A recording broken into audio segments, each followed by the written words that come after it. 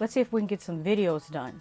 It seems like I've been waiting for a little while for a delivery from Amazon, and I feel like the minute that I turn the camera on and start to record, that's when the doorbell's gonna ring, as is always the case. Today, I'm gonna talk about The Car, which was requested by Jervis Horton. Shout out to you, Jervis Horton. Thank you for rocking with me. Judging by this, you have really good taste in movies. This movie had a really cool opening with a beautiful wide shot of the landscape and two cyclists riding their bicycles in a canyon area, and unfortunately they become the first victims of the car. Now, ordinarily, you know how I feel about the dreaded sepia filter. However, in this movie, they did use it to great effect. They made it work to express the point of view of the car. Correction and a little bit of trivia, they did not use a sepia filter. The windows inside the car were amber tinted so that the shots filmed within the car from the car's point of view appear sepia tone. The dialogue in this movie is something else. You really have to listen to it because none of it is throwaway dialogue. There's a reveal halfway through the movie that's just purely through conversation. There's a lot of exposition, but none of it feels forced. It just sounds conversational while being entertaining at the same time. The score works really well with this film. I also enjoyed how the film had no score at parts, only the background noises that would literally be there during the course of a conversation. I wish newer movies used this practice more, because sometimes the absence of a score can really benefit certain sequences. The inclusion of Native American characters was really pleasant. We need more of that. The stunt driver for the car earned their pay in this movie. It's funny that The Car is a slasher movie and a monster movie at the same time. The Car kills very methodically like a slasher would, but it has monstrous attributes as well. There's a point in this movie where the car has just killed someone and it starts honking its horn almost like that's its voice. The horn is yelling, so to speak. There was also a specific place that the car would not go. This movie actually made me talk to my TV like any other slasher movie. There was a scene where I was like, do you see the wind kicking up? What are you doing chasing a piece of paper down the street? I was really about to yell at the screen,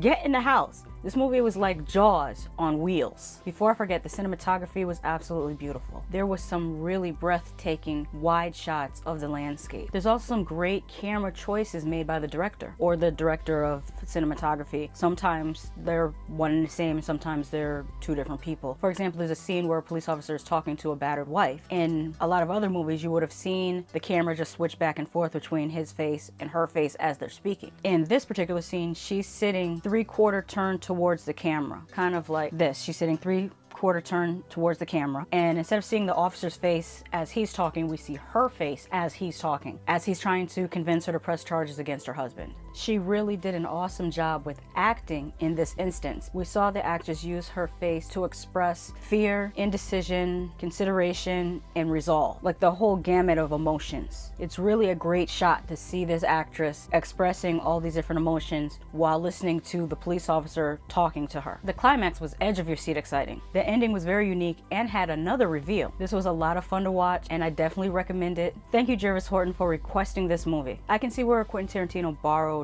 from this during his production of Death Proof, amongst other movies. I'm not saying that he only borrowed from this one, but this is amongst the other car movies from the 70s that he borrowed from. There's actually a shot that Tarantino completely recreated. If you've seen both films, you know which shot I'm talking about. Anyway, check out The Car. It really was awesome in my opinion, but like I always say, just because I love something doesn't mean you won't hate it, and just because I hate something doesn't mean you won't love it. Have you seen The Car? What did you think of it? Bye.